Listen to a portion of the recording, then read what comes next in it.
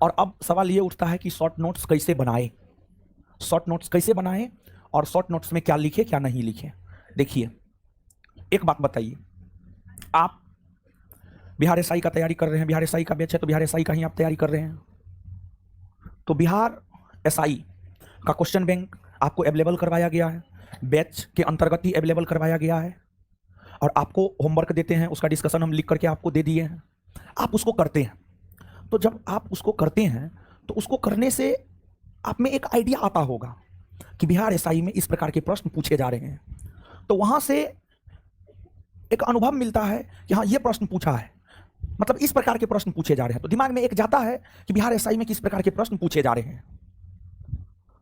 तो वो चीज अगर आपके दिमाग में रहता है और आप नोट्स पढ़ते हैं, नोट्स को पढ़ते हुए अगर क्वेश्चन बैंक आपके दिमाग में है और आप नोट्स पढ़ रहे हैं, तो आपके दिमाग में कोई कोई पॉइंट हिट करेगा, ये पॉइंट एसआई एग्जाम में आ सकता है, ये पॉइंट हमारे एग्जाम में आ सकता है। तो जो पॉइंट आपको हिट करता है कि ये हमारे एग्जाम में आ सकता है, उस पॉइंट को आप अपने शॉर्ट नोट्स में लिखिए।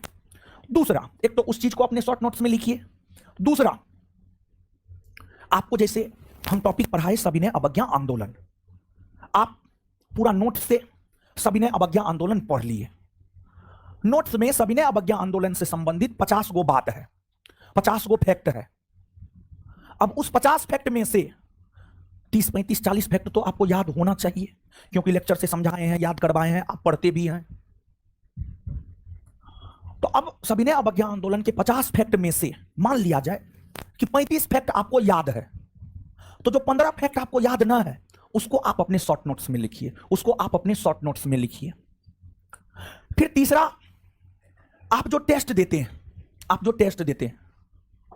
आप जो टेस्ट देते हैं, टेस्ट चाहे 50 क्वेश्चन वाला आप टेस्ट देते हो या 100 क्वेश्चन वाला आप टेस्ट देते हो, उस क्वेश्चन में कुछ कुछ नया चीज देते हैं। जैसे सविनय अवज्ञा आंदोलन से रिलेटेड ही जो चीज आपके नोट में नहीं है उसको क्वेश्चन में दे देते हैं, टेस्ट के क्वेश्चन में दे देते हैं। तो अब टेस्ट अगर आप देते हैं, सविनय अवज्ञा आंदोलन से संबंधित कोई नया चीज अगर आपको टेस्ट से मिला